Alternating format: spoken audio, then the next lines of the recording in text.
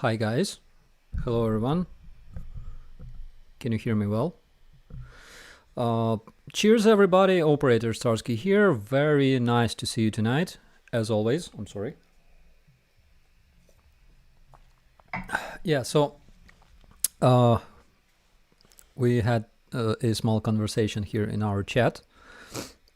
I hope that my sound sounds nice. Okay, right. Okay, awesome.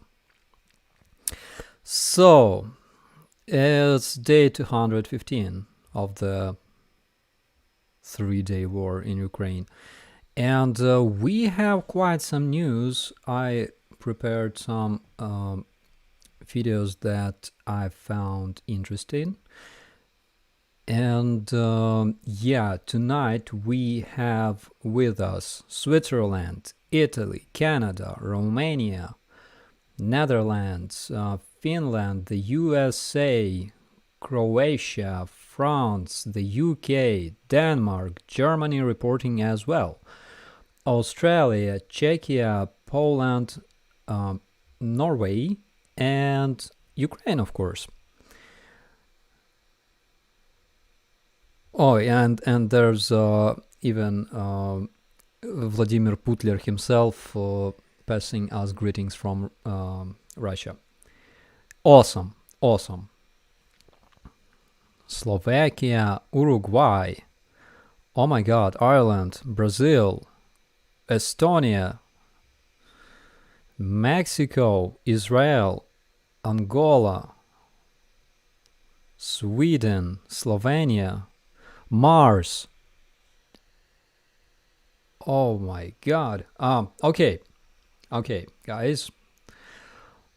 Belgium, Bosnia, Yekaterinburg, Portugal, Austria, Scotland. So, there's quite an army here. And Bolivia, of course. And yeah, tonight I would like to discuss some of the ongoing mobilization and yeah, there's quite a lot of people tonight. Mobilization. So for those who didn't read my post, here in Ukraine we call it mobilizacja because word могила means a grave, and it basically reflects what's going on in Russia. And what's going on in Russia? So a lot of people are being mobilized very fast, forcefully, and in different condition. So here we see this gentleman. He shows his body is peacefully sleeping on a bench, and it's not like it's a bad. Vladimir Vladimirovich says, Starsky, I'm in my basement so scared. I would be scared too, actually. So, I feel you. Hello from Turkey. Morbidization. Oh my god. Richard Hartley. Morbidization. It sounds awesome. Okay, yeah, so you can see those gentlemen having a conversation, drinking, eating, and I can say that drinking before being mobilized, it's something rare, because, you know, those who served in the army probably understand that, but it says a lot about probably quality of their people. Iceland, hi Iceland, and probably a lot of you saw this video. It's AKM 7.62. Those were given to Russian mobilized boys from storages. There's even I noticed some AKM with like this tactical handle. Not sure if it was attached, or if it wasn't, means they're using Chinese AKs. It's interesting. But so even in such a horrible condition, this AK can work, but it requires some cleaning, some very, very hard cleaning. I saw once Kalashnikov in such a condition, and it took me probably like 2 or 3 days to clean it. Don't ask me where I found it. Wasn't mine. Yeah, but it took quite some work to have it like functioning. Yeah. One interesting thing that you probably don't know about Kalashnikovs is that they have this. I forgot the word. Okay, just a second. Translate. Google Translate always helps us. Piston. Yeah, that was the word. So, Kalashnikov has this piston that when you shoot your rifle, it pushes back and reloads the mechanism. And this piston often gets kind of dirty from shooting, and it's shiny when you see it for the first time. It's like shiny and clear. After like a couple of shots, it gets completely black. So you have to remove this piston and clean it. And the best way to do that is literally, I'm not sure if it's like, violating safety rules or not. Literally, you stick it into the ground, press, and, clean it against the ground. Sand works better. And voila, it's clean. I mean, we do it all the time. And when we were to those international military exercise in I'm so old I keep forgetting the names. In Starsky, it's not far from Lviv. So there's huge training ground. It's like it's probably the biggest one in Ukraine after Oleshki. Yeah.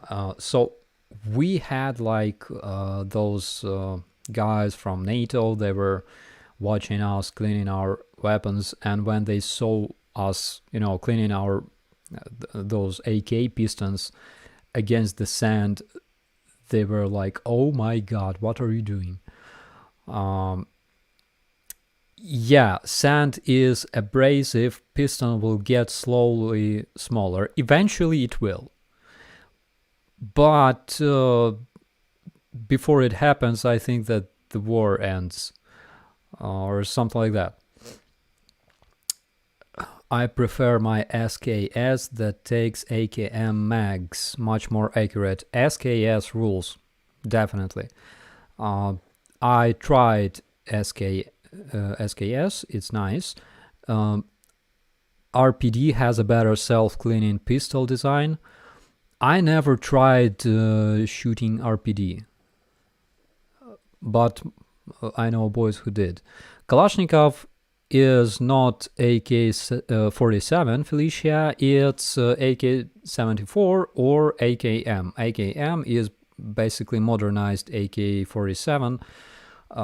It was produced in 50s, and it has the muzzle brake. You call it muzzle brake. It has some improved I forgot the word. Sorry. Stock? Not?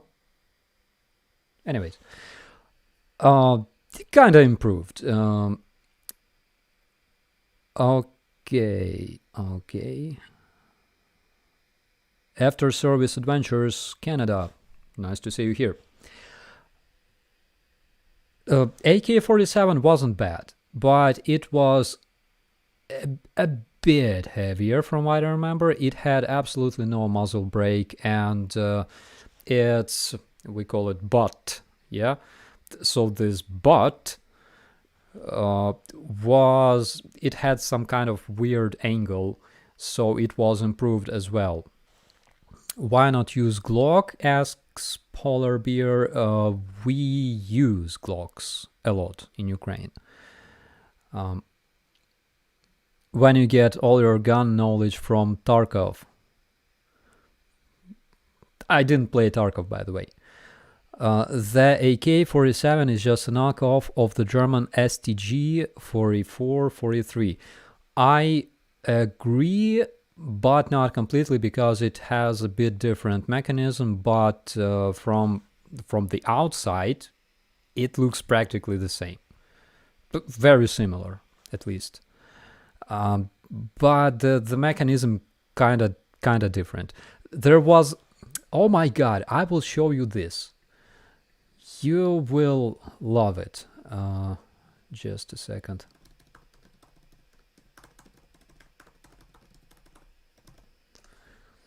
Here in Ukraine, we all were laughing like crazy. So, let me just download those two pictures. Okay.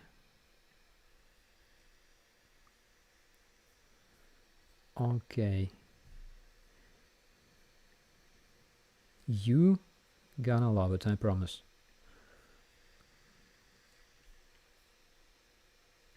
Oh, here it is.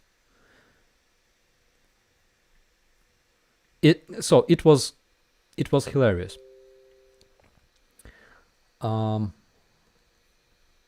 Yeah, I got it right here. Sorry about waiting. So here you can see a statue of Mikhail Kalashnikov that was built in Russia. Russians built a statue. They dedicated it to Mikhail Kalashnikov, and below the statue there was a bunch of his rifles, right? Like all the models of AKs that he ever designed or stole, or whatever you call it. So the most interesting thing is that below all that, there was this blueprint. And the funniest thing is that this blueprint is a blueprint of STG, German rifle, that very rifle that was used by German army. And it was hilarious. So after a while,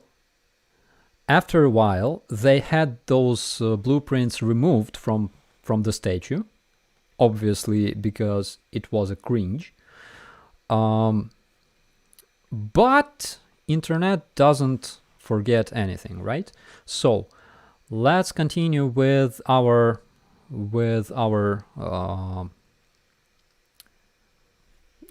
presentation here.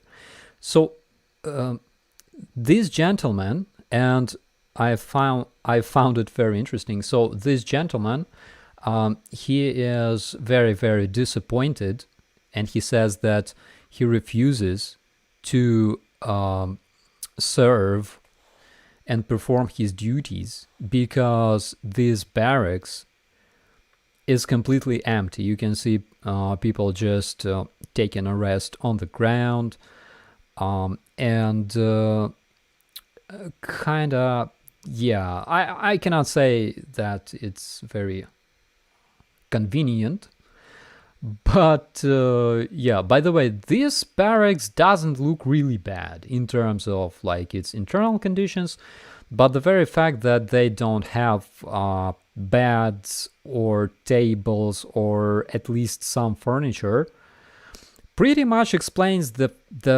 fact why Russians like to steal so much.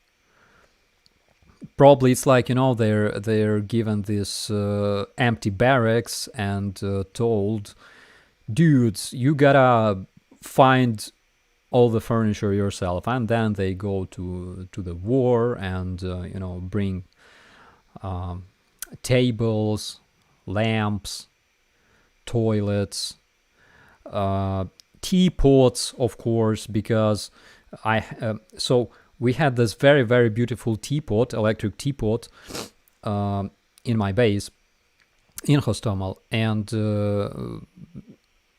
actually good teapots are kind of expensive.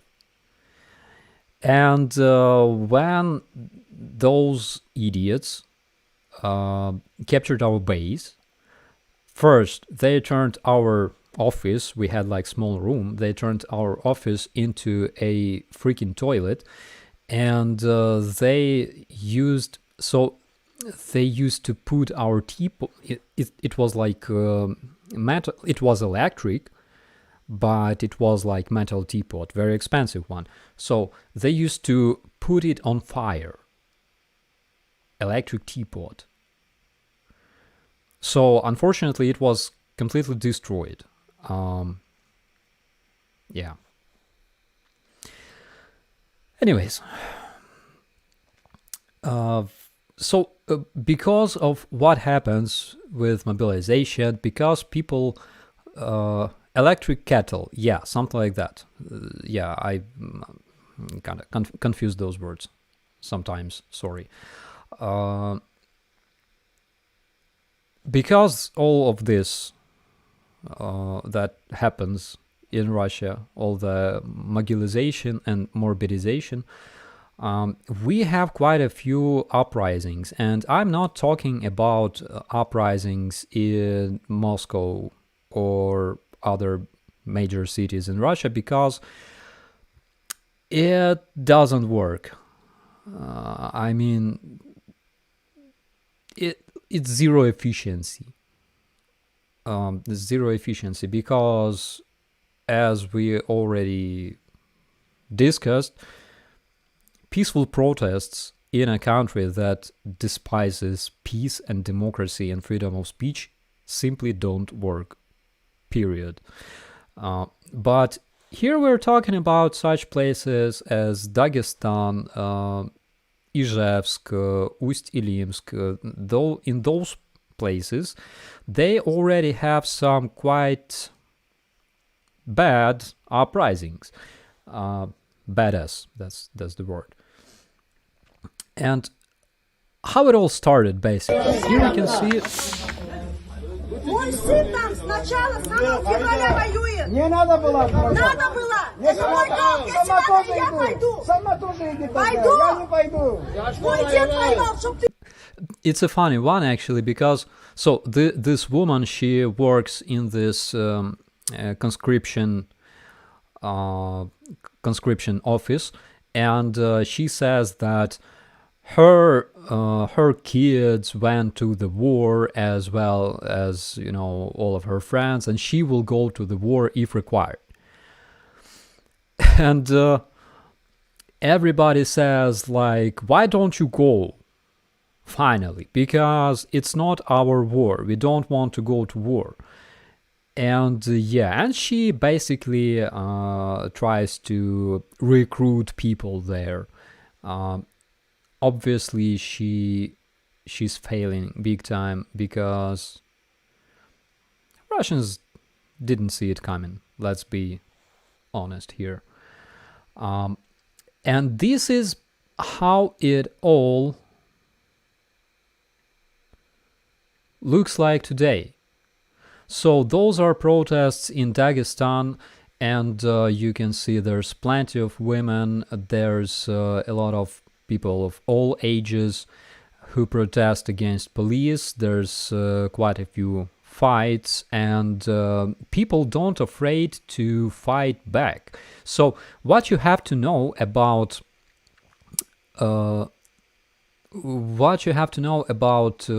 Dagestani people is they're pretty much tough. So they're Caucasians. They're neighboring with such countries as Chechnya, for example, and they're tough. So they will not afraid to fight back. You can see them fighting with police, trying to fight back their people who are being detained by Russian police, by Rosguardia. And yeah, you can see them arguing with Russian representatives. I believe that something is gonna start in Dagestan. I mean, something big, because again, Dagestani, they will continue protesting. They will keep fighting against police because they're tough, comparing to Russians, let's call them this way. They are not afraid. They're Caucasians, and they will protest. They will fight. They will fight back. So I think we should expect something to start in Dagestan anytime soon. Probably some kind of armed revolts. A lot of them have weapons, of course. A lot of casualties in this invasion were taken by Dagestani people, by the way. A lot of them lost their relatives, their parents and husbands.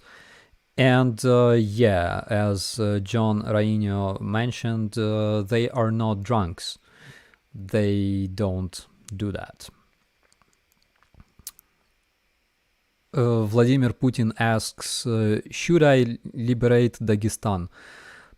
You should. You should bring a lot of troops there, because it requires some fuel to burn. So yeah, Dagestan, also this Ust-Ilimsk, there's another quite bad revolt, at least what we saw on a TV. And let's see what else we have here. I'm sure that you probably all had a chance to see this video.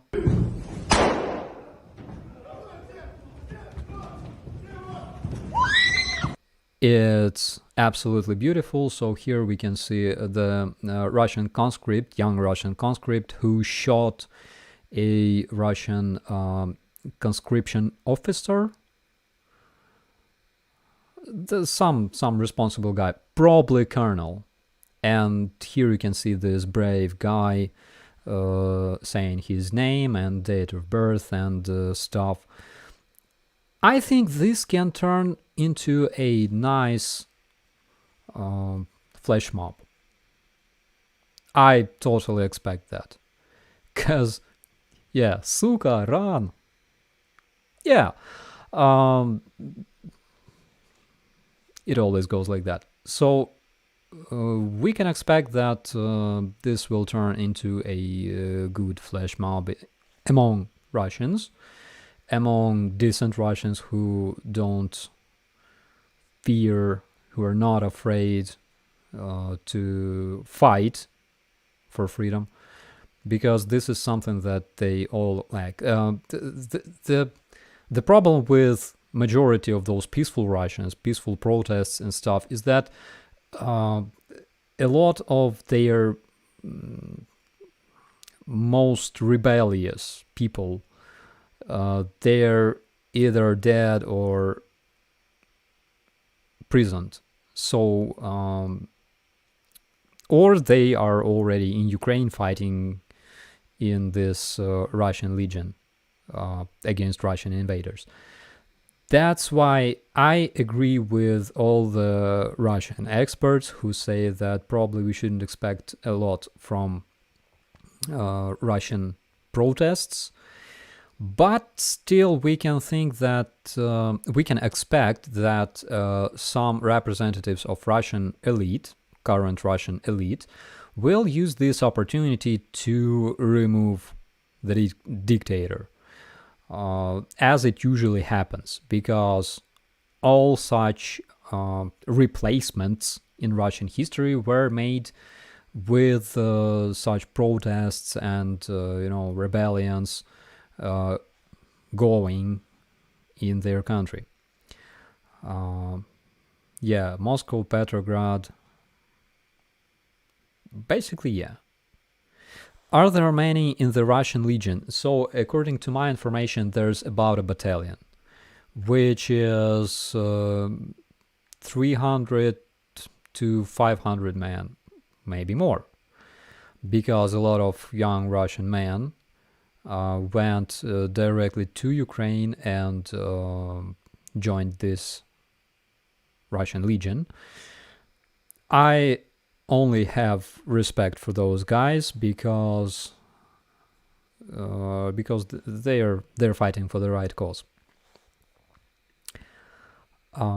Yeah, and here's another very interesting video. I will make sure that you can hear it. And guys, please tell me if you can see the sound in those videos. Can you hear the sound in those videos well? Because sometimes it kind of lags or something.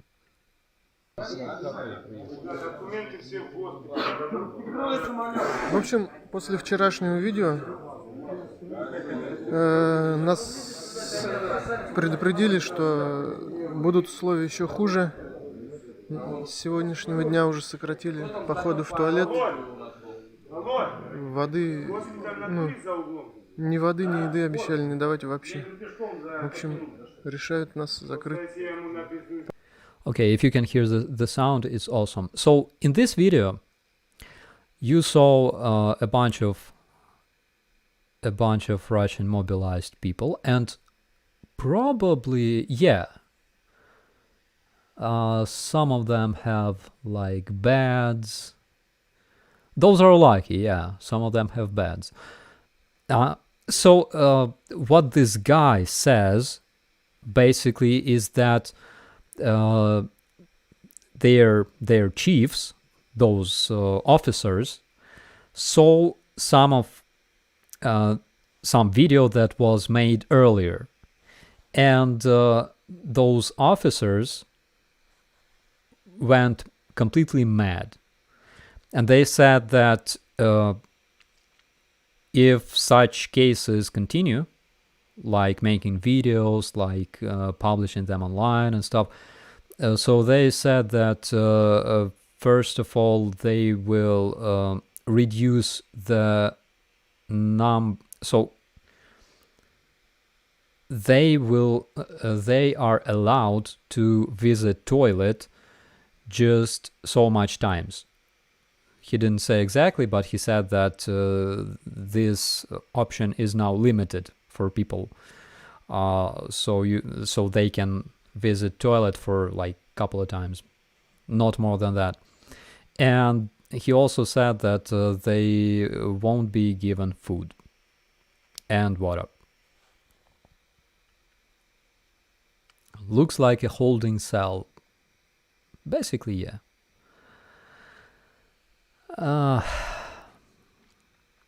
Anyways, Leave Spring Army. Thumbs up for Leave Spring Army. Okay, let's check out some more positive news, because those news are always positive. So here we can see Russian aircraft that was improved by Ukrainian anti-air defense, and I'm not sure about the type of the aircraft. It could be something like so judging from the size of its turbines, it could be something like SU. Wait a second. Let's see it once again. Sukhoi aircraft usually have this kind of tail in between of their turbines. I think it contains a parachute like break-in parachute. I can't see one here.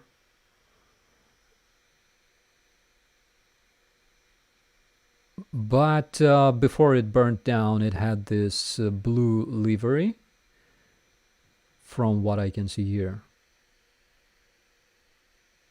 Because pieces of this paint there, yeah, it was blue. It could be Su-27, either 35, either 34. Sukhoi aircraft are usually big. They're bigger than MiG-29. Yeah, could be Su-27 or Su-34. Could be Su-35. They basically look the same. Not the same, similar. They have a very distinctive shape. Sox 34. Yeah, I agree. Actually, it's not a bad aircraft. Like comparing to other aircraft that are used by Russians, they are, I can even call them like modern. I cannot say that they're superior or whatever, but they are not bad. They unfortunately they do their job. But as we can see here, they can also be improved as well. And another video was brought by our soldiers who showed this the land lease that works today, and we're talking about, of course, the land lease from our Western colleagues works, but we expect it to be even, more efficient and more bigger and more generous. But we also have this Russian land lease, and you can see all of those ammo crates that were left to Ukrainian soldiers by Russian donators. It was very generous. What I can see here is ammo for AK. It's probably either 545 or 7.62. Yeah, I can see crates for RPGs. I can see smaller crates with probably grenades, those smaller ones. And those lighter ones, I think it's like 7.62. And probably that's 7.62 by 54 for 54 used by machine guns. I could be wrong, but yeah, that's what I see. And another one interesting news is that we received some new drones. So this is a charity fund, Ukrainian charity fund, that bought a bunch of war-made type drones used by Polish army and a bunch of NATO armies, and we received 20 of such drones. Basically, it's like a kamikaze drones that target vehicles, tanks, and stuff like that. And they are very, very efficient. So we can expect that 20 more Russian tanks will get improved as well. Land leave. Yeah, that's a nice one, by the way. So we can expect that they will get improved even in bigger numbers, because yes, we know that Ukrainian artillery is so freaking precise that they can target moving tanks. I mean, okay, in most cases it's like probably a coincidence, but they are very precise. one way or another. And yeah, I think that we can answer some questions here.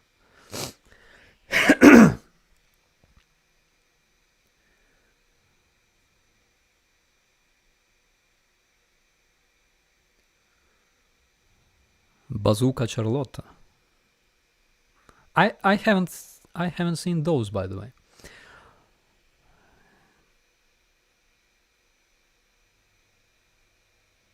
F-16s would be bad for Ukraine. Sweden Jazz 39 Gripen is a better fit. I can say that in terms of aircraft, probably either of those would be good for Ukraine. Unfortunately, as we already discussed, new aircraft for Ukrainian army require also new infrastructure, new like technicians, weapons, spare parts, and that's the biggest problem, because the amount of technicians maintaining a single aircraft it's like more than 10 people probably. So yeah.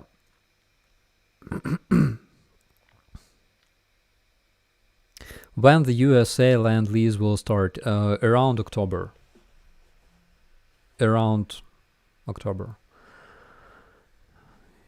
You want to come for beers and ribs? I definitely do. Definitely.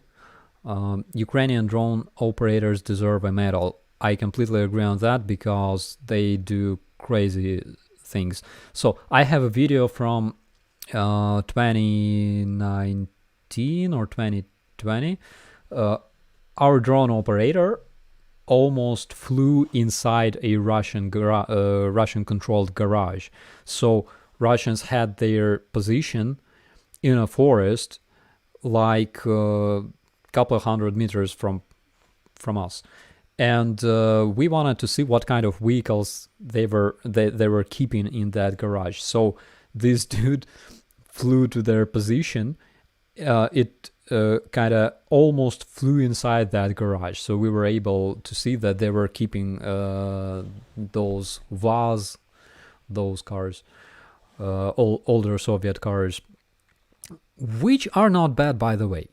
They are kind of like World War II Jeeps.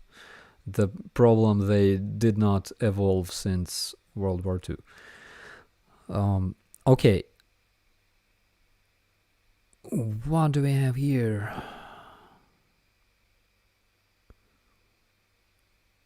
I enjoyed your scientific theory on why Russians steal toilets.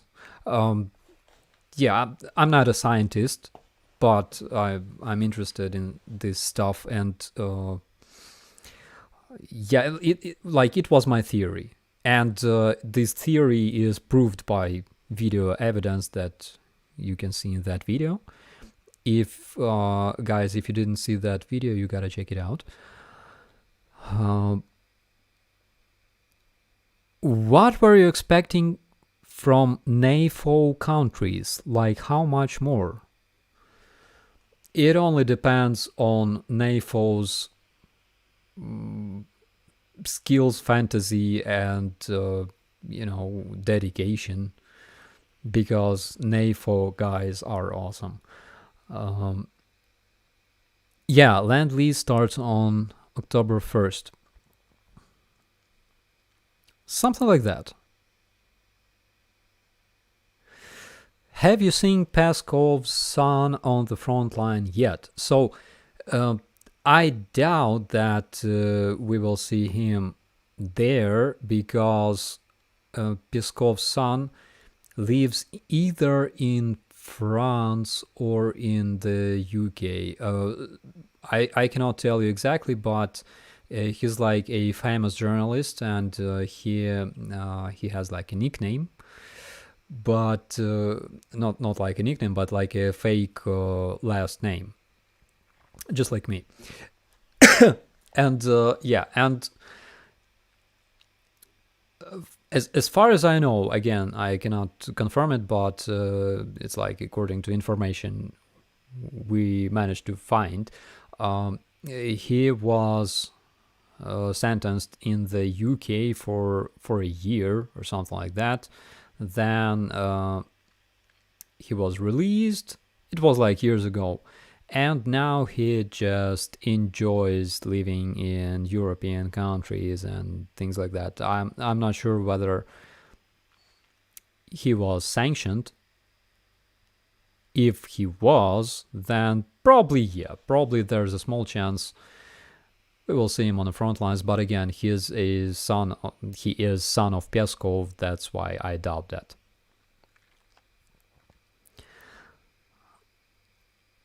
Could you tell us about the current situation in Mykolaiv? Hello, Poland. So, the situation in Mykolaiv, it's getting hit often, unfortunately. I have an acquainted press officer who works in Mykolaiv, and by the way, let me check news from him for you.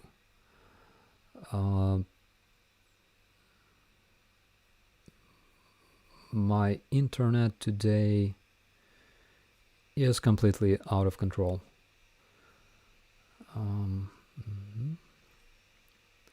Yeah, so here it is. So his name is Platenchuk Dmitro. He is my good friend. He is a press officer in Mykolaiv City Hall. And the latest news from him is that let me try. Not sure if I'll be able to show you this video. So I'm going to drop this link into the chat. There it is. Oh, it's big. Okay, just a second. Let me make it smaller for you guys. The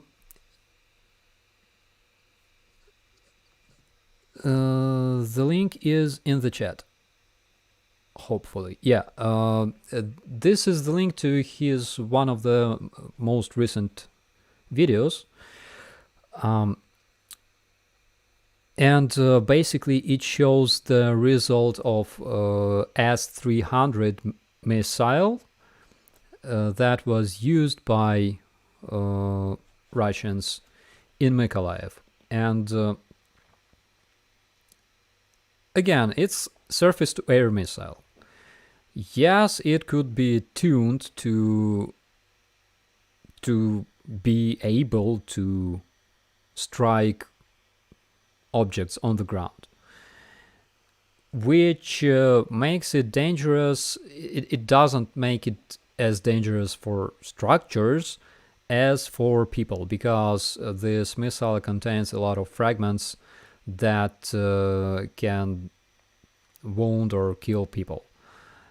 And again, if you follow this investigation of MH17 that was destroyed over Donbass in 2014. A lot of those victims that were found in the area, they had wounds. Some of them, bodies of those victims even contained some of those fragments used by such missile.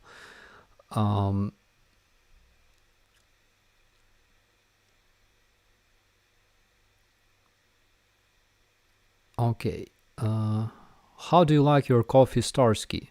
It's nice. It's not bad. I prefer instant coffee with milk and big amount of sugar, like 4 spoons.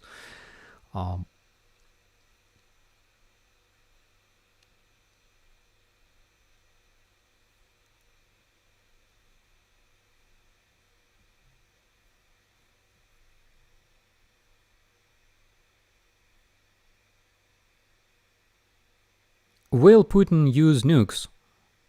This is a question often asked on our TV for this week, and in my opinion, he can. He definitely can do that.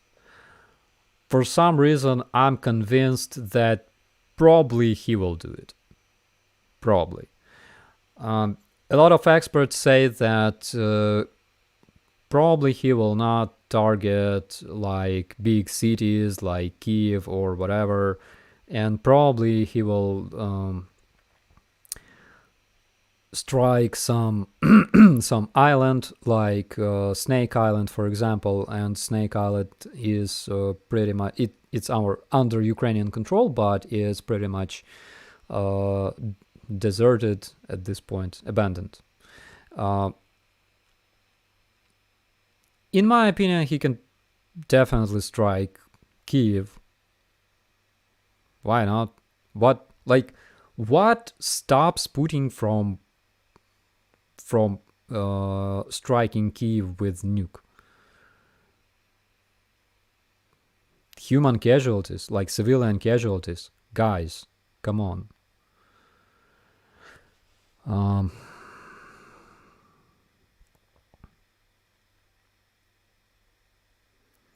What is your opinion on EU countries sending some refugees back to Ukraine? One of my 9-year-old students had to move back to Kiev a week ago. Are they safe? Depends on the reason. I mean, if his parents decided to do that, it's better to move to Kiev than to other city in Ukraine. So Kiev is pretty much safe, even despite the fact that sometimes they target it with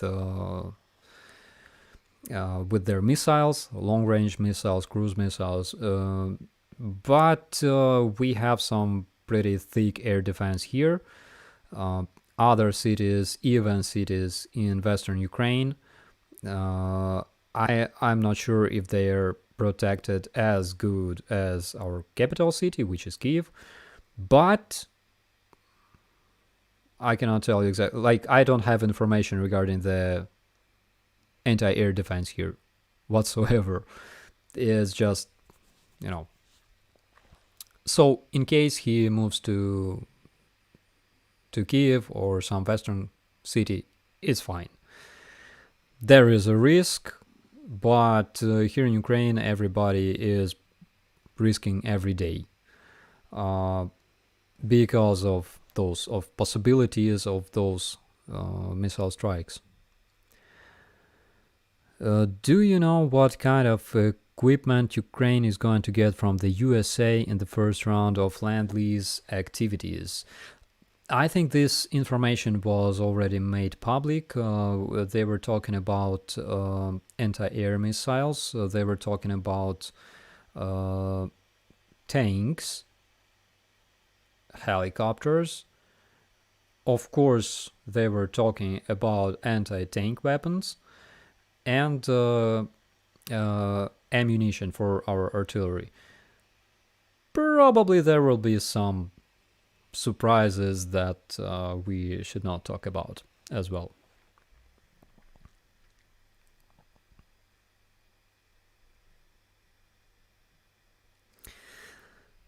What do you think of young Russians fleeing to Georgia to avoid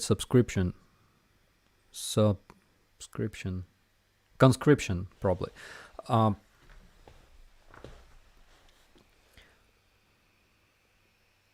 So I think that they will have opportunity to taste some really, really nice wine and shashlik in Georgia because they don't have that opportunity in Russia. They will have opportunity to visit McDonald's. They will have opportunity to buy some new smartphone or computer and things like that, because you can definitely do all that in Georgia. As for the mobilization, you see, if the best people, the best people in Russia, okay, if the best people of Russia run to Georgia, probably it's bad, because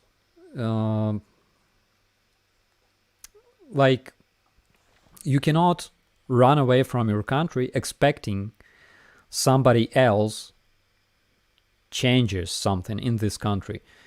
Usually you gotta do it yourself. And the less decent people remain in Russia, the more non-decent people can do what they do. The more opportunities and possibilities they have, unfortunately. That's why I don't support that. What I support is complete isolation of Russia. Why? Because they have to change something. They have to remove their dictator. They have to fight for their democracy. Russians love to say that the revolution in Ukraine was staged and controlled by third parties. It's not like that. You have to do it yourself. You have to wear a helmet, you have to prepare some projectiles and go and fight. This is how it works. You will not see any third parties on the streets. They don't exist. That's why I don't support that. I saw a lot of Russian bloggers run into Georgia.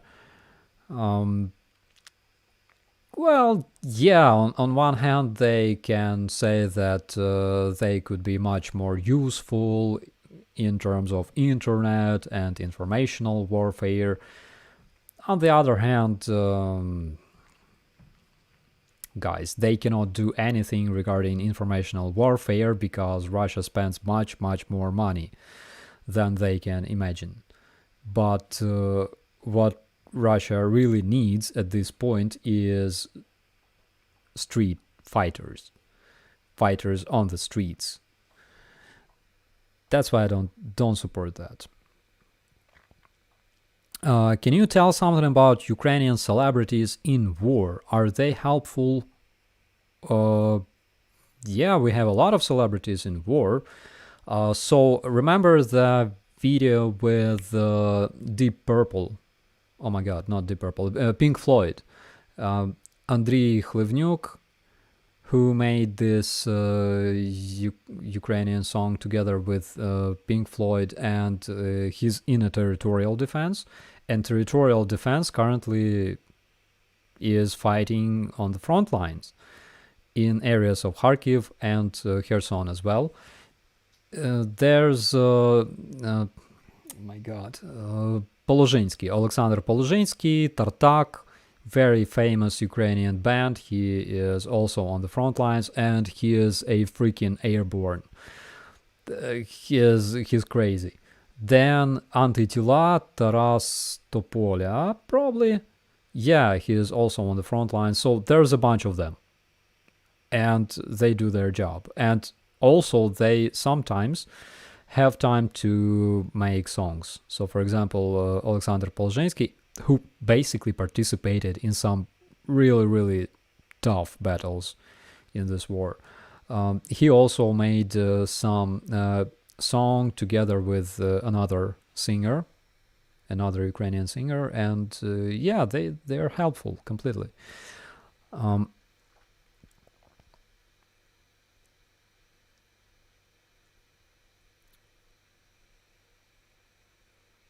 How would West and the rest of the world react if Putin drops a nuke, in my personal opinion? In my personal opinion, Russians will stop all their fire as soon as there are NATO troops in Ukraine. And I mean, I may sound naive, okay, but I am convinced that in case there are American airplanes parked on Ukrainian airfields, those airfields will never be targeted.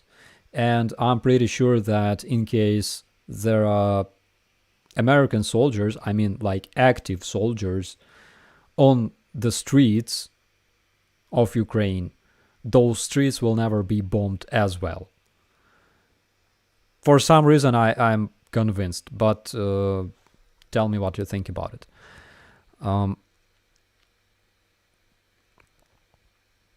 Experience with the Croatian rifles that were sent at the beginning.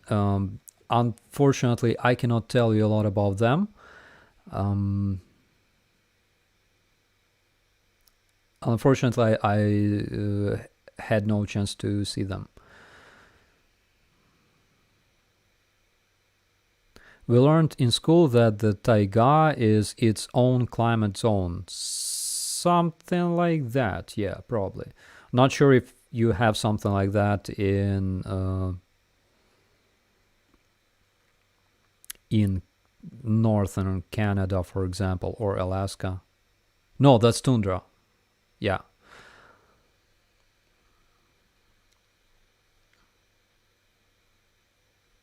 Taiga is a crazy place. It's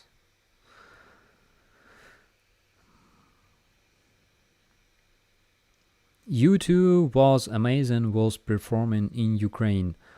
I only saw their performance on a record, and it wasn't bad.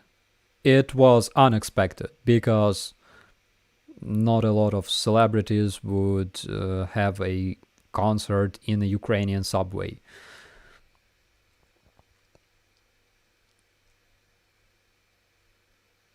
Do you personally not think that the Russians have enough land already?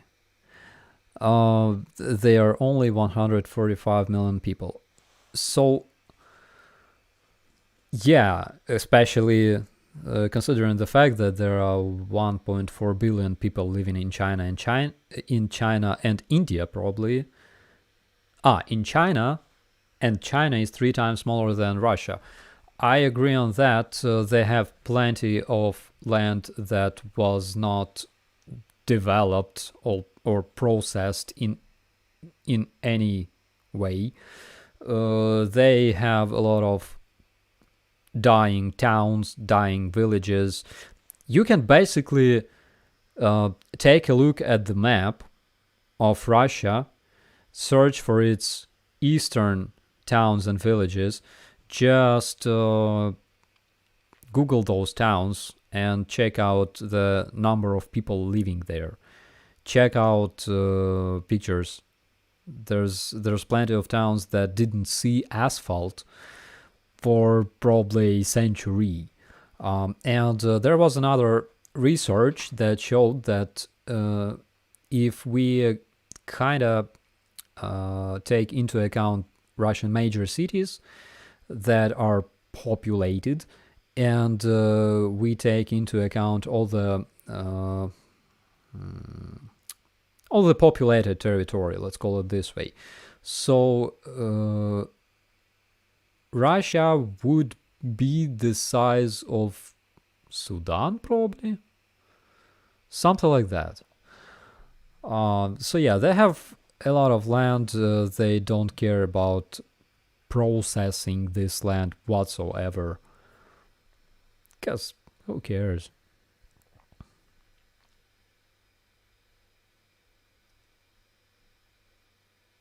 Bulgarian are probably the best AKs. I only saw like Soviet-made AKs, unfortunately, and I also saw Chinese AKs with like handle on. Yeah, it has like tactical handle. So not sure if they're good. I saw them, but I didn't shoot them. Is it true that something like 22 million Russians have no electricity? There's quite a lot of Russians who live in distant villages. Sometimes they don't see like bread for weeks. It may sound like Ukrainian propaganda, guys. There are such villages. Actually, it's nothing new. There are such villages all over the world in different countries, even in developed countries, but like they don't care. After the war, will Ukraine help Georgia reclaim its territory from Russia? I think that we should definitely help our Georgian brothers in case they decide that friendship with Ukraine is will bring them more benefits than friendship with Russia. Are there any parts of Ukraine that are not that cold in winter? Perhaps Crimea, definitely. So in Crimea, we have mountains on the very, very south of the peninsula, and those mountains protect Crimean southern shore of Crimea from cold weather. And that's why there's pretty warm in winter. I would say that the overall temperature is a bit similar to what you have in Italy, for example, in winter. And in Italy, it's very, very comfortable in winter. It's something like plus 15 Celsius, something like that.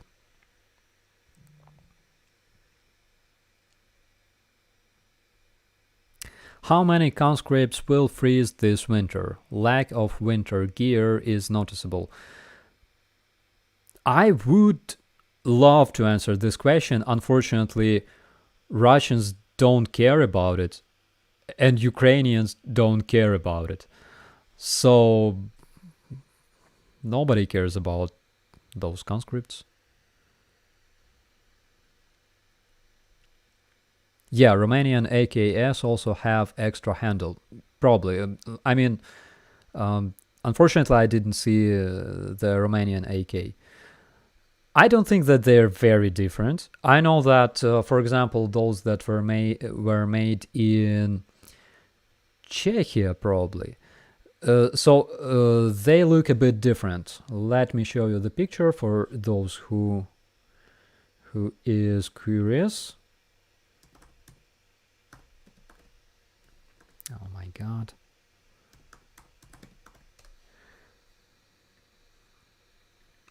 Damn it. Okay, check. Okay.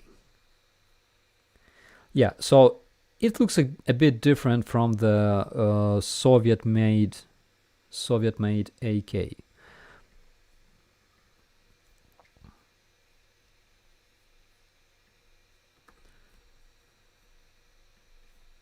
And here it is. Yeah, so here you can see it has a rear part. Guys, give me 1 second. I got to learn how you translate it. Rifle butt. Rifle butt? Rifle butt?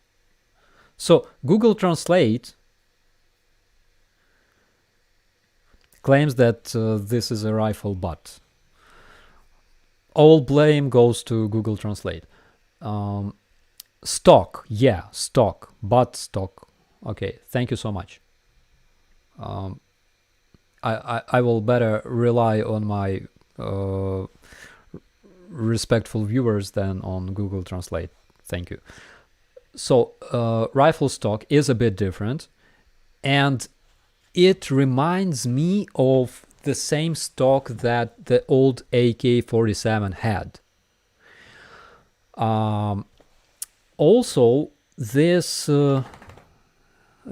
rifle has very distinctive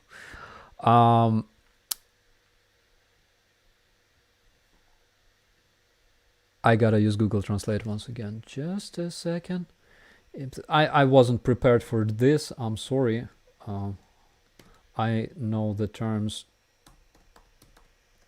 in Ukrainian, unfortunately.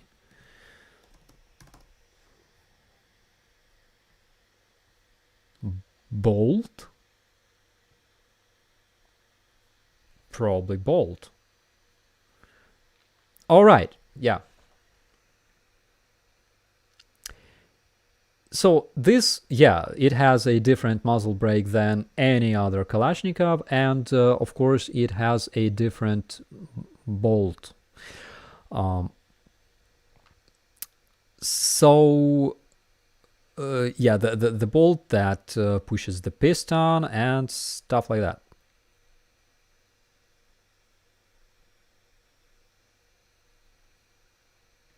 I thought, like, when you talk about bolt, you probably mean like the bolt in non-automatic rifles. Please correct me if I'm wrong.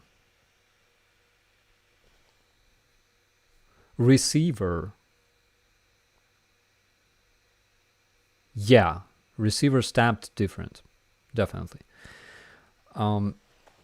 So for the first time, I saw this rifle when I was a teenager, and I played Operation Flashpoint a lot. And Operation Flashpoint was a game produced by Czech developers, and first thing I noticed was that the AK looks different. And then I learned that that's basically the AK that is produced in Czechia. And it's not bad. Okay, do we have more questions, guys?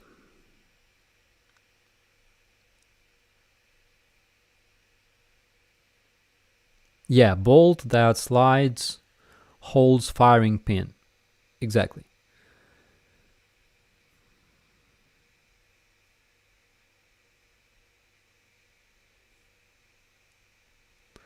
Stop apologizing for your English. How many of us speak Ukrainian? Guys, some of you speak perfect Ukrainian.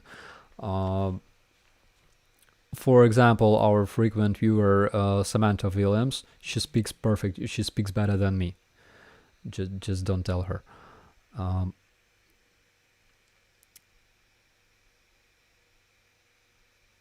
What do you think about slam referendums? We don't think much about those referendums. We will not recognize them, and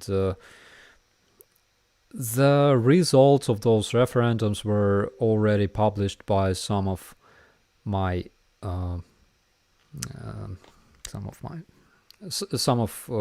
intelligence agencies, but like, we don't even care. We already know that we already know the results.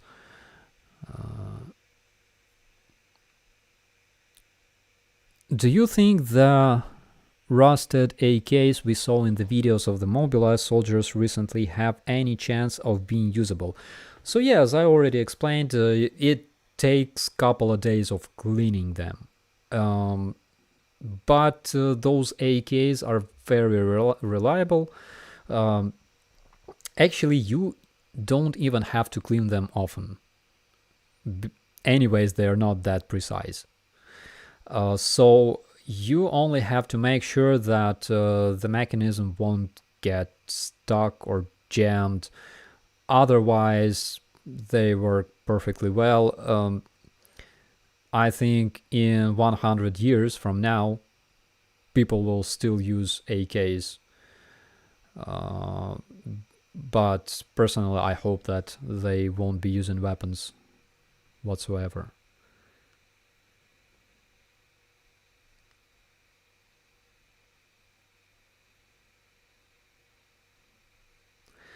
Those are training AKs, not for fighting.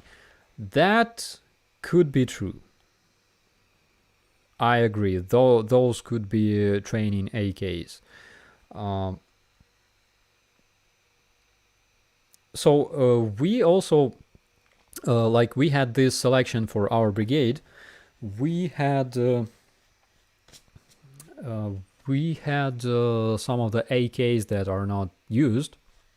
We would give them to our candidates, and they would pass through all of those tortures in order to get accepted into our brigade with those AKs. Usually they're in bad condition. Usually they are not used. but they would have them because because wherever you go, whatever you do, you always have to have your rifle with you. This is how we were trained. We would also go to we would go to shower with our rifle. Of course, we weren't like showering with them, but we had them close to us.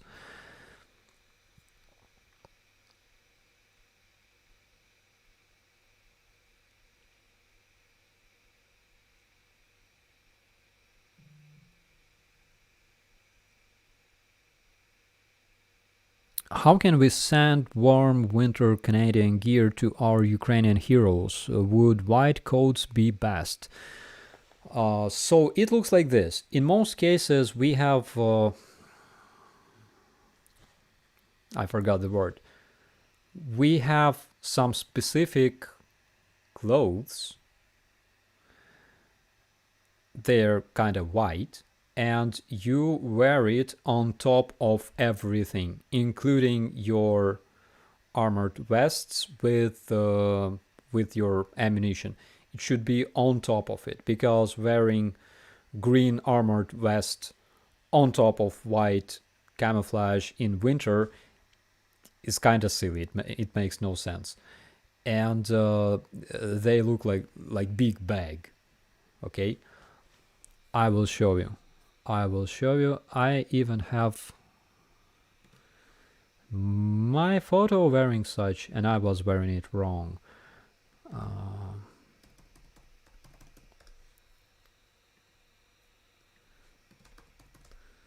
Yeah, it's just so you had an idea how it looks.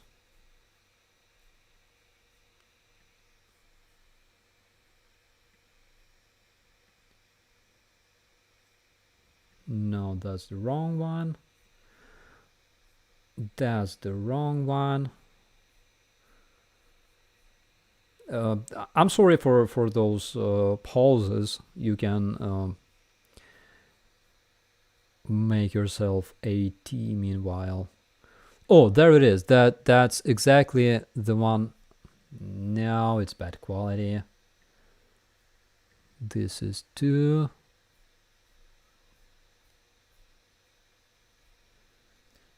It would be easier to find my own picture. Yeah, that's the one. Okay.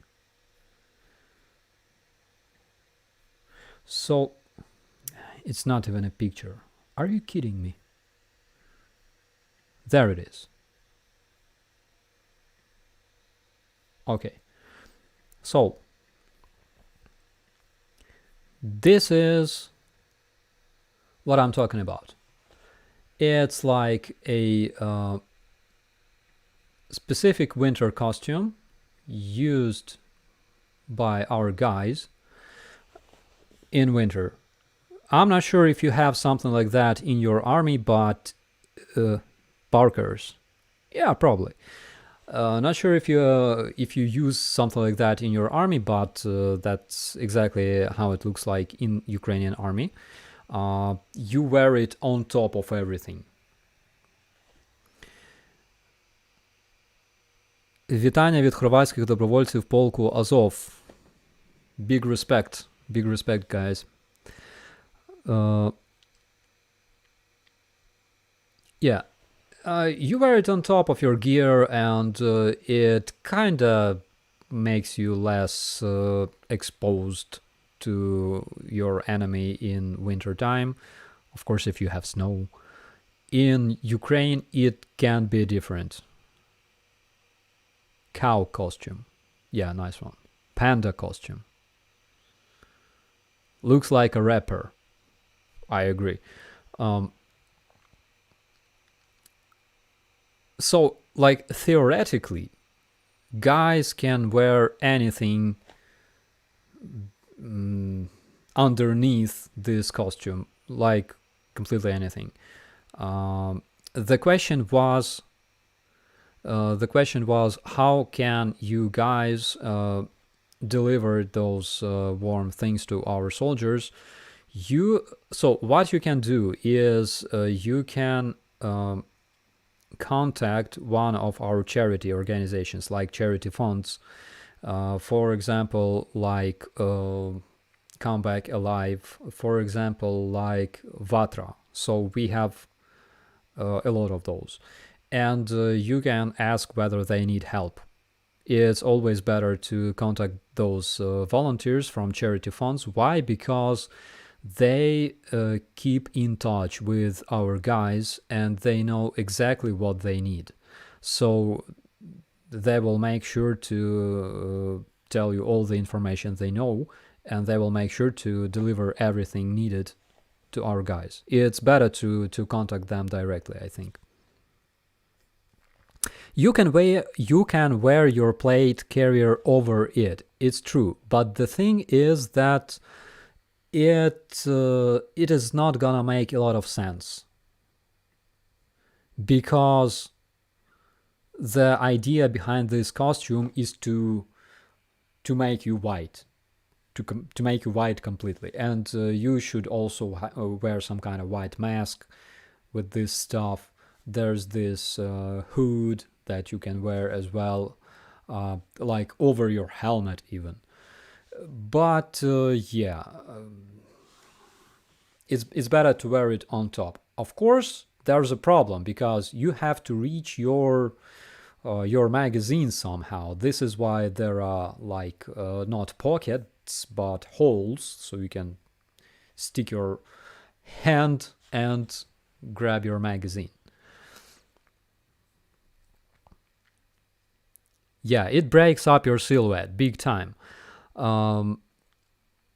Also, so for example, Israeli army uses some specific covers for their helmets. They're big. They're very big. And the idea behind those is that they cover the silhouette of a helmet. And that's very, very efficient. In different cases, you don't even have to use some flora to mask your helmet. You can literally have something big and deformed, something that your human eye is not used to.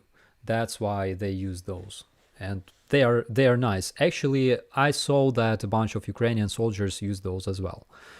I don't remember how they're called, unfortunately.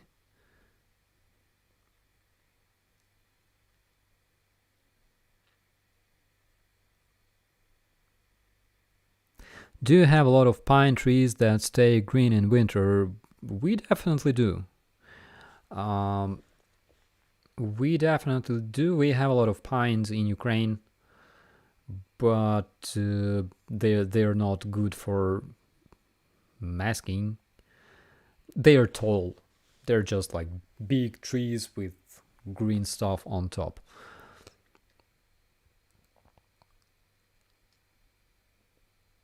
You were talking about the Revolution of Dignity. I wanted to ask if you were participating in it or where you were at the time. So I've been participating in the Revolution of Dignity since the very beginning and until the end of January, when I was kind of a bit traumatized, let's say.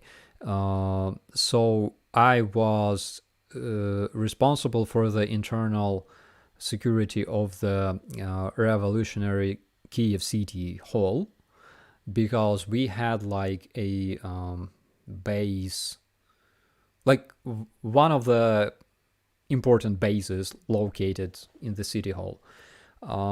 And yeah, let me see if I have some videos, by the way.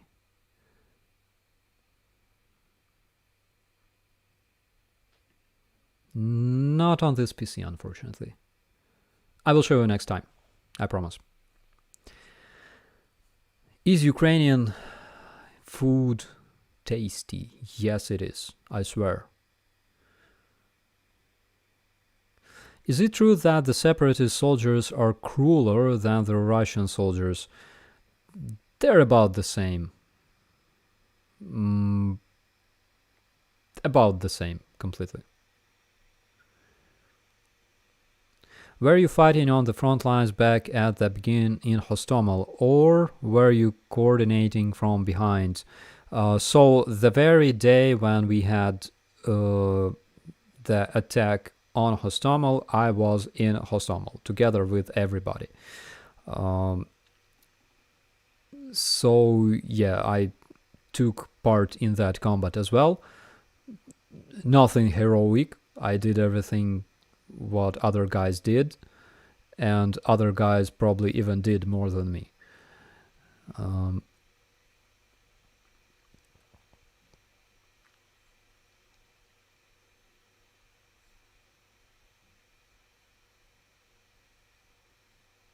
Putler will be removed within this month.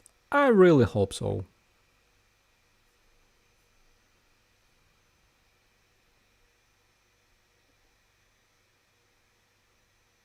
Do you think Russian forced conscripts will actually fight? We should not underestimate the number, because at this point Russians do exactly the thing what they were supposed to do before this invasion. They were supposed to gather enough men, and I'm talking like probably 300,000-400,000 men in order to take some of the major cities in Ukraine, probably a couple of them. Because with that number that they had, 150 something thousands, it was next to impossible. They only managed to take Kherson because of the reasons we still investigate, but probably there was some kind of sabotage. And of course, Kherson is located next to the gateway to Crimea. So they just rolled through the Kherson and captured it very, very fast. Other cities, other towns, it took them quite a while. So currently, they do what they had to do back then, in like before the February. So they're gathering a lot, like enough men to be able to either control or capture some major territories, or at least those territories that are defined as their targets. So let's not underestimate numbers, because numbers are of course important, and 300,000 men, according to other sources, we're talking about like 1 million men. That's a big number. And even despite the fact they're unprepared, untrained, and stuff like that, but still they will have weapons. Not sure if they will have enough of artillery or tanks, but they will have weapons, and that's important. So I can only say that our army still has a lot of work to do.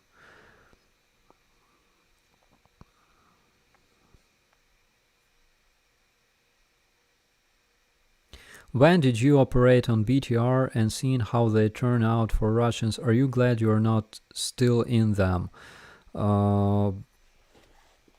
I operated BTR in 2017, something like that. So I was a commander of BTR. Because of its bad condition, at some point it got kind of damaged. So I wasn't operating it for quite some time.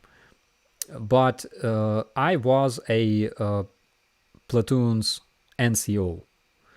So my responsibility was my platoon. Then I was temporarily assigned as a company NCO, and I didn't have enough time for my BTR. It was like my machine that I would use as a company or platoon NCO whenever we had some kind of mission. For example, like in Verkhnyoturets, we had filtration operation in Verkhnyoturets in 2017, by the way.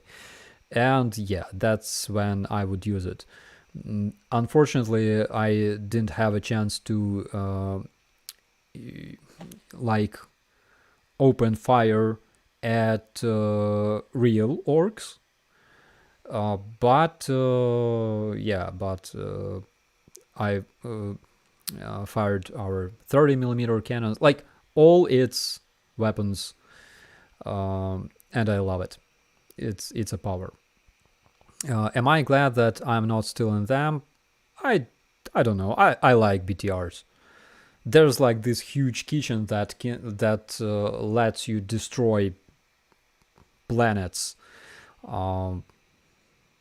Kinda.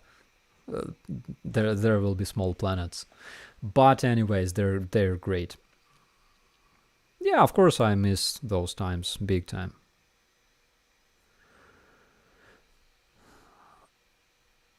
Are there any underground fighters in Mariupol? They're everywhere. We have quite a lot of partisans. 300,000 men without air support. How many pilots and planes do they have? They still have quite a lot. They're not using them a lot in Ukraine because so it's like we have a very thick air defense. They lack air defense because our harm missile attacks were pretty efficient these days, and this lets our aircraft operate more frequently, let's say. Russians are not risking to do that. They tried to use a lot of their aircraft early in this invasion. They lost quite a few. On the other hand, of course, they can also have this deficit for experienced pilots and probably pilots in general.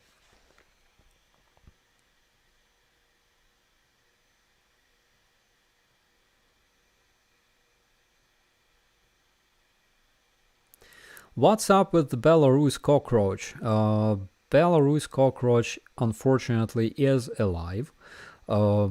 At some point, I think that, believe me, and you will remember my words, as soon as this war is finished, he will be like, I was trying to save Ukraine, I was trying to preserve peace, and stuff like that. You will see that. Nobody cares about the cockroach. How different is Ukraine today from Ukraine 2000 plus? Very different in terms of mentality, in terms of people. Very different. I can say that it's much more developed than back then. I'm talking about the quality of life. Of course, we have a lot of stuff that you can find in any other European country, like McDonald's, by the way. I wasn't able to visit it yet, but probably I'll be lucky to have enough time for that.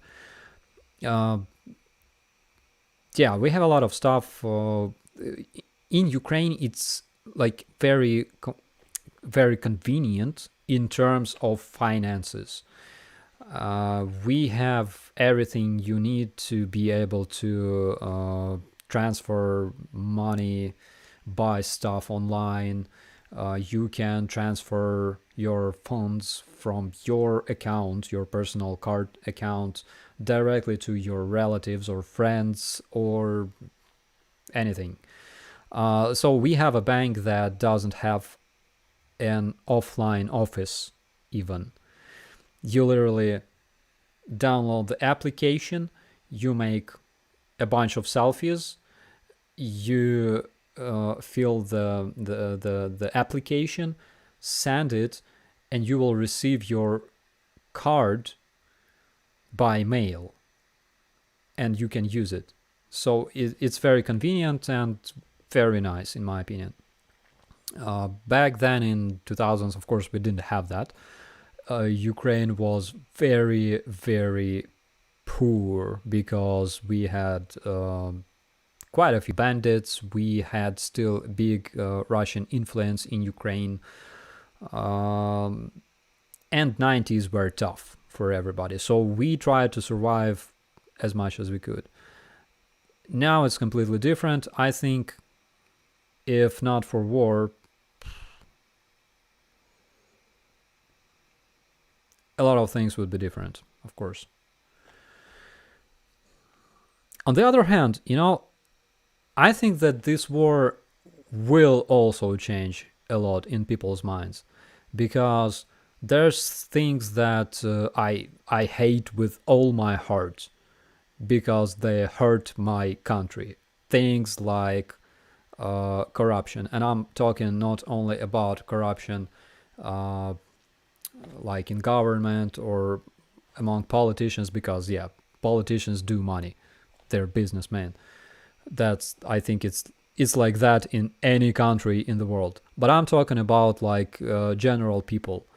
Some of them still have this old mentality that was passed to them through generations, because it was hard in Soviet Union and you had to, I don't know, steal whatever you can in order to survive and feed your family. I have no idea why people love Soviet Union, but it's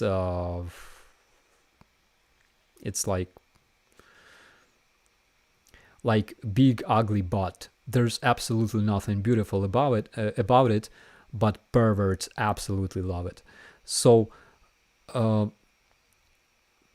some people still have that, and I hope that after this war they will change a lot in their mentality, because still you only learn on examples. When you see people who inspire you, you can theoretically try to become like those people.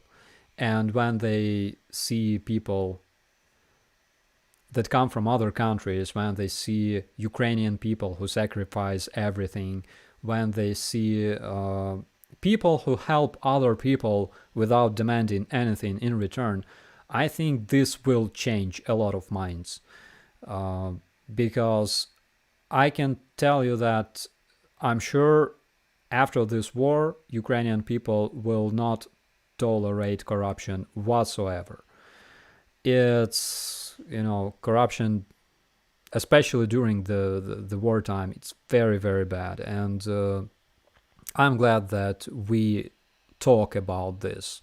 I'm glad that those cases that we see on our TV, for example, about people being arrested for selling whatever doesn't belong to them, it's a proper thing to do. We should show a lot of such things, so people who try to do crimes and steal and whatever, so they would think twice before doing that. They must know that they will be punished.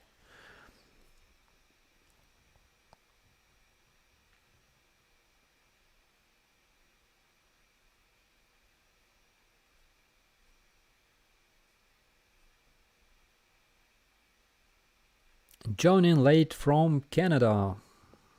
Hello, team. It's very nice to see you.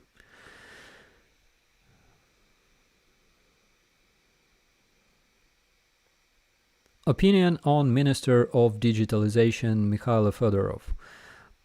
I cannot tell you anything specifically about this man. Actually, I don't even remember his last name often. But what I can say about the Ministry of Digitalization is it's doing a fantastic job. We have a lot of apps. So, like, your whole life is in your phone. You can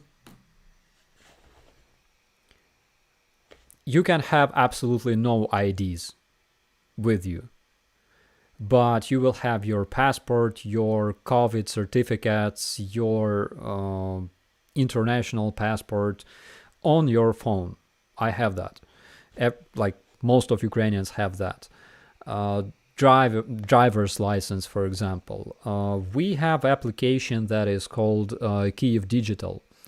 And it's very helpful. First of all, you receive air alarms through this application. Then there's, for example, if you have a car and you need to park somewhere in Kiev without the risk of being towed away, because I had my car evacuated twice last month. So you can use that, and it will show you parkings in Kiev in your location. And currently all the parkings are free of charge. Some of those parkings you have to pay for them, of course, but it's very, very convenient. You can just leave your car, you can push the button, and the timer starts ticking, and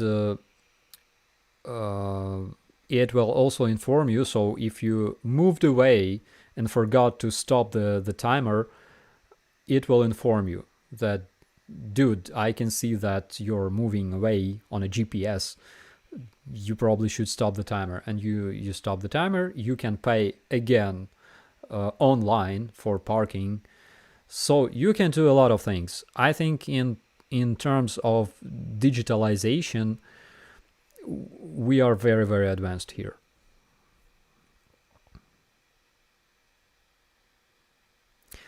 Why was your car taken? Okay, so it was like we had this, like, not competition, but Victor, give me 1 second. I will tell you the correct word for that, because it's quite a story. A quiz. A quiz? A quiz? Probably quiz. According to Google Translate, this thing is called a quiz. So, it was like this. Some famous guy or a girl, it can be like some celebrity, for example. So, their picture is being posted on some community, on Facebook, for example. And people who want to drink tea with this person, or coffee, or any other beverage, it depends on them completely. So they pay money, and the person who pays the most money for this person can meet this like celebrity or public figure or whatever, and all of those money are being transferred to the armed forces of Ukraine to help, like, them buy some stuff. And somebody asked me, like, if I want to participate, and I was like, no, but in case it's gonna help somebody, why not? I mean, I'm a big fan of the armed forces of Ukraine. Auction. Guys, in Ukraine, it's literally auction. But the Google Translate decided that it's a different word. Anyways, thanks for telling me. I shouldn't trust Google Translate. So, I participated in this auction, this buy a date. And this girl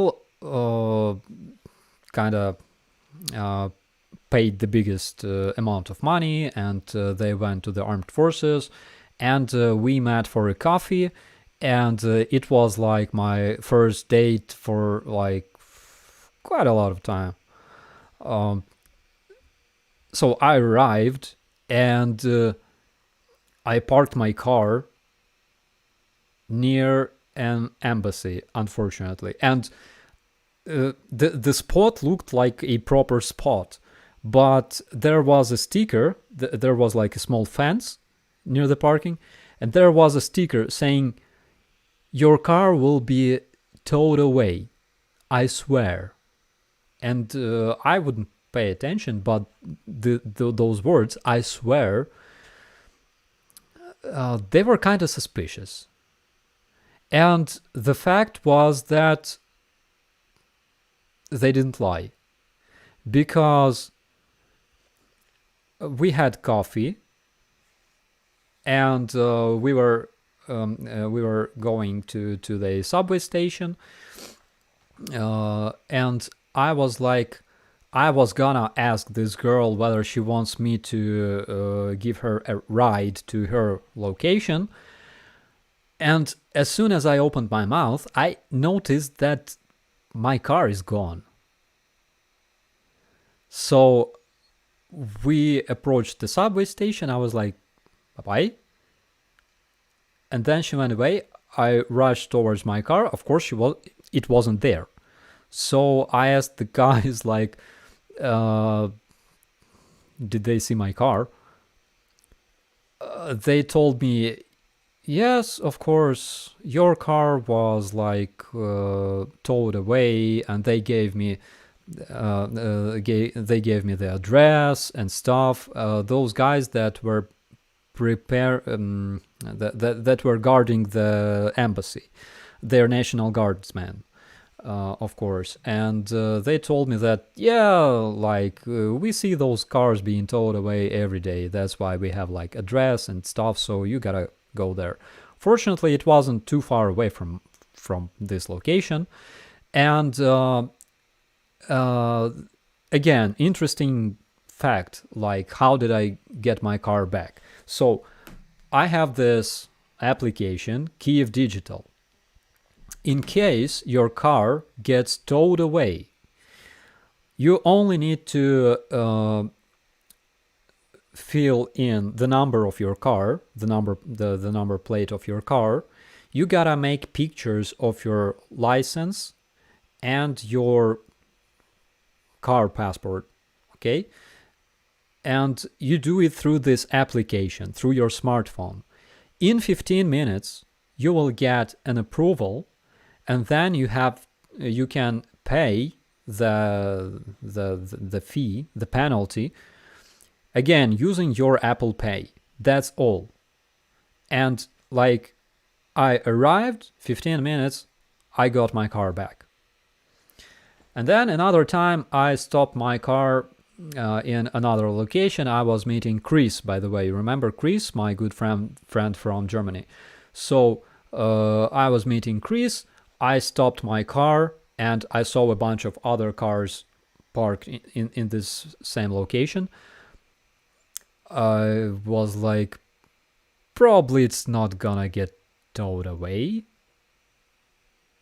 because the other cars are here as well. I was wrong. 5 minutes, and I received a message through this very application that my car is gone. And they even showed me like pictures of those guys evacuating my car. It was so polite, I would say. So again, but luckily it was like 10 minutes away from this place. So we went there together with Chris. Again, it took like 15 minutes. I got my car back, and the police officer that was guarding this place with arrested cars, he was like, "Oh, I know you. You've been here before." I was like, "Yay!" And he told me that a lot of Ukrainian even just married couples sometimes go to that place and make pictures and stuff like that.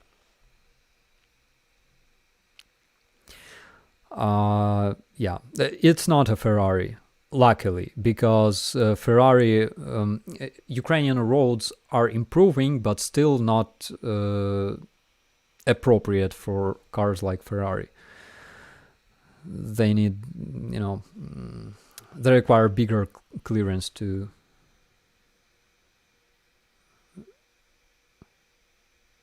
Did you vote before? I did.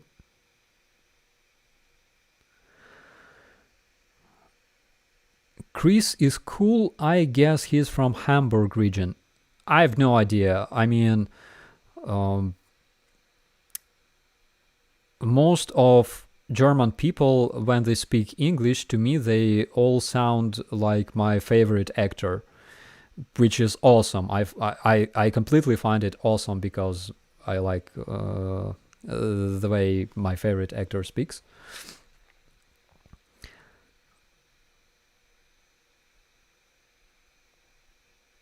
Is Belarusian volunteer mustache man still with us? Guys, so yeah, I promised you to make an interview with Warstash.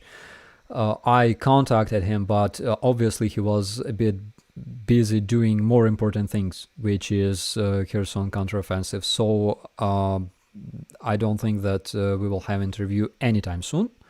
But as soon as it's possible, yeah, we'll do that. He's still with us, everything's okay. And so who paid more? Wait a minute. So who paid more for the date in the end? I guess I did, because it's like you pay 300 hryvnias for the penalty, which is like, wait a minute, like $10 basically. It's not that much. Something like $10, $15. So you pay $10, $15 for the penalty, right? And you pay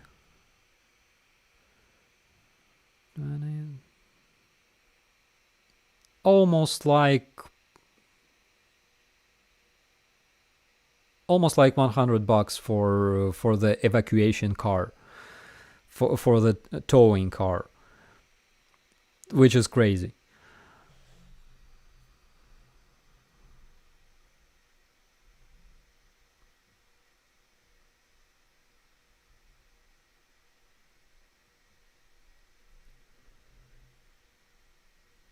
Did you see that Danny's channel got restrictions put on his channel by YouTube? Yes, I saw that. I gotta tell you a secret, a lot of my videos here on this channel are getting reported a lot. And actually Russians can do that very efficiently because they have bot farms, like with multiple users that can literally report anything they can. If in case video receives multiple reports, yeah, you can easily receive a restriction, unfortunately.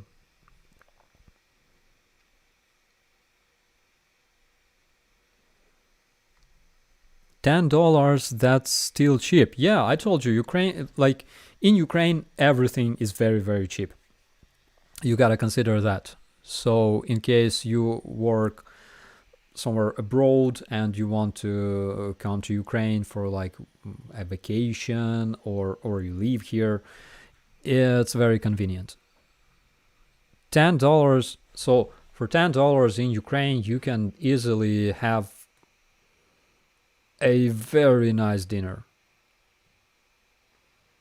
Not in the expensive restaurant, but still you can eat and feel yourself satisfied and full. Next time you go on a date, you should totally drive a tractor. Makes it hard for them to tow it. It also makes it hard for me to drive it, unfortunately.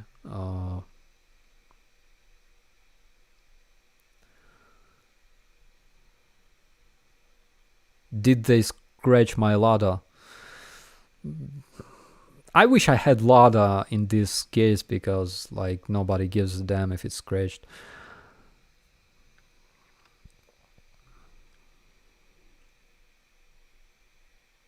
It was only one time date. Coffee was nice.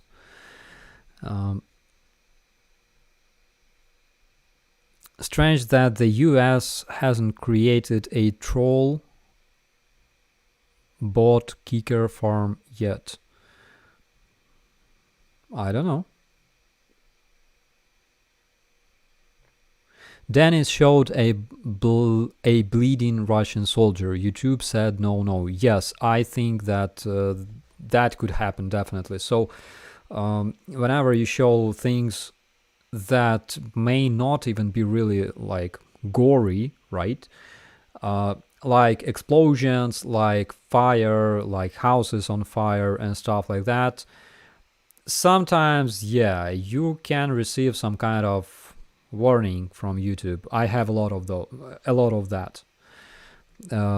That's why, unfortunately, I cannot show you a lot of videos that I see every day in Telegram channels and stuff like that. But I can probably give you some links to those channels so you can see all those beautiful videos yourself.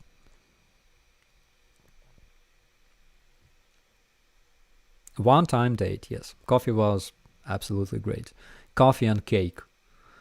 I had some chocolate cake. Hello from North Carolina, USA.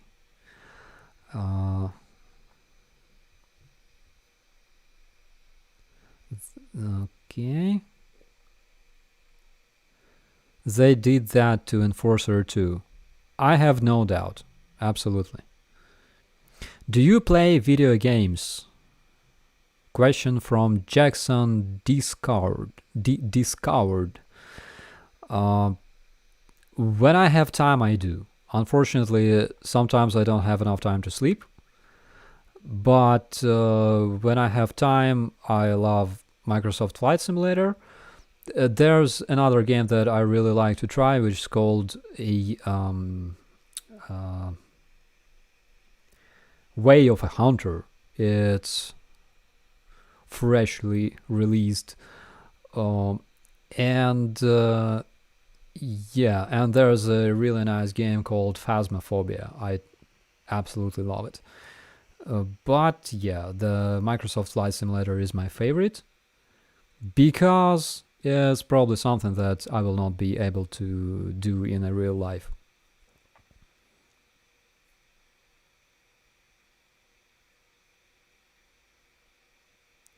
Pay attention to your underwear because the orcs are hungry of it. Absolutely. Absolutely. New game UA BTR Commander. Yeah, I probably told you about that. My idea of World of BTR. That would be awesome. What are you going to do after Ukraine has been liberated? So, I will serve until the end of my contract because my only purpose of service in Ukrainian army is defending Ukraine from Russian aggression. As soon as it's finished, I will serve until the end of my contract and then I will do something useful. I think that I will have an idea probably very, very soon. No idea so far, unfortunately. Phasmophobia is scary AF. I agree on that, especially if you have something like VR set. I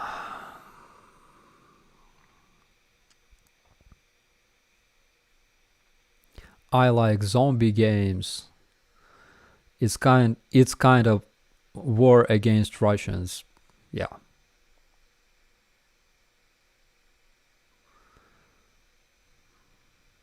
Snowden became a Russian citizen.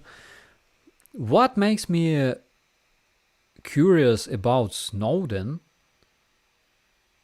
not even curious, but I find it very funny, right? So, Snowden discovered that special services in like intelligence, right, in the United States are spying after people. And he decided that it's not democratic. It goes against our privacy and against democracy. And Snowden ran away to the most democratic country in the world. Like, am I missing something here?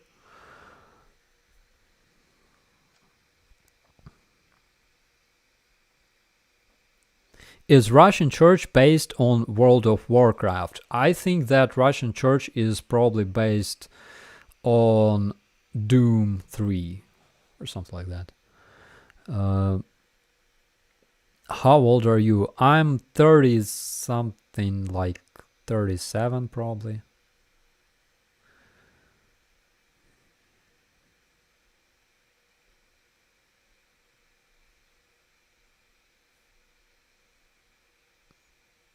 Snowden will be drafted and sent to Ukraine. That could happen. Absolutely.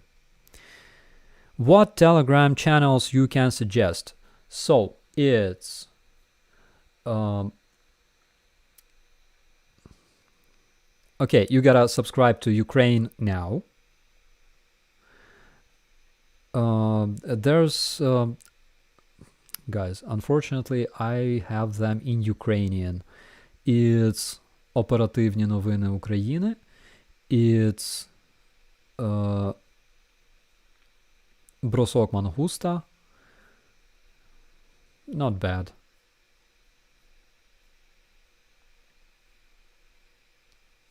Those two are not bad, actually.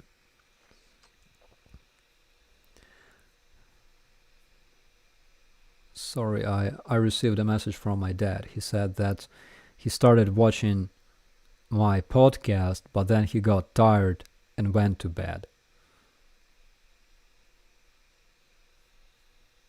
I don't blame him.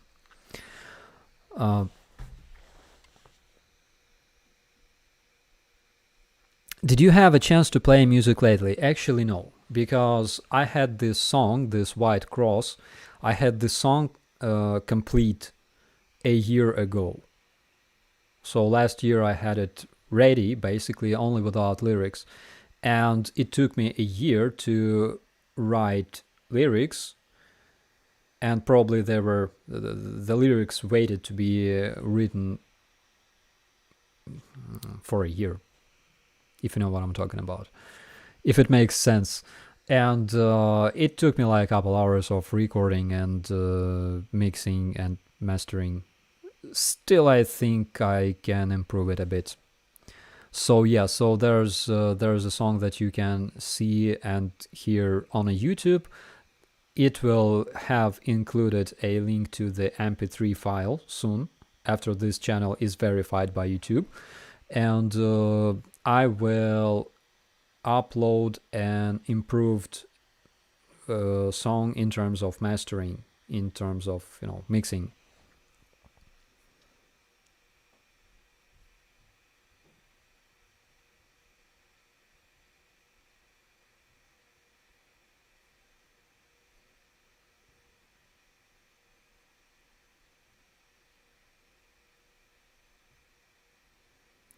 Fun fact, Russian soldiers make excellent fertilizer. It's true. It is.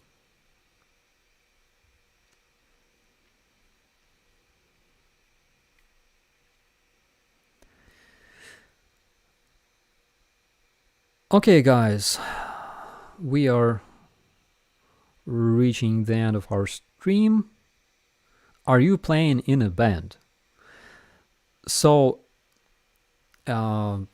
as I already said, unfortunately I don't really play. I tried to play guitar once when I had a real band with multiple people in it. I played guitar and I did it. Okay, it's not singing, or is it?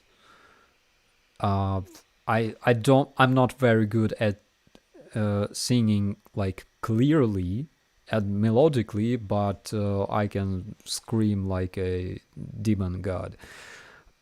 Not really. Ginger does it better, of course. She's talented, unlike me. So yeah, but I'm bad at playing instrument because I didn't practice a lot, and yeah.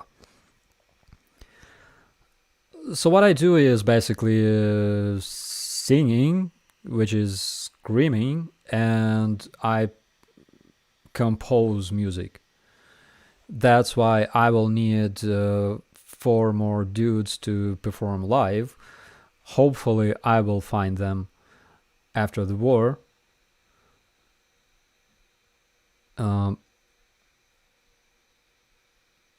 What do you think of Bosnia? I think Bosnia is a great place with great people. My dad was a peacekeeper in the beginning of 90s when there was war in Bosnia, and his battalion was stationed in Sarajevo, Ukrainian battalion. So only respect. Operator Starsky needs to work with Trent Reznor. He's a great guy. I admire Trent Reznor's music and what he did. He basically created industrial, because it was during the times when people didn't think that electronic, like people didn't know that electronic music could be aggressive. And what he did was absolutely amazing. By the way, his first records of Marilyn Manson were so successful because Trent Reznor basically helped him to record music. Is there a way to listen to your plays? So in case you like something harder than Justin Bieber and Britney Spears, you can find my music. And let me just throw you the link. Guys, not everybody likes metal, okay? You have to be prepared. I know for sure because, for example, the grandmas that live not far from me, they don't like metal, obviously, and probably I can expect, like police being called sometime to my place. But yeah, in case you like metal, there's a link for you.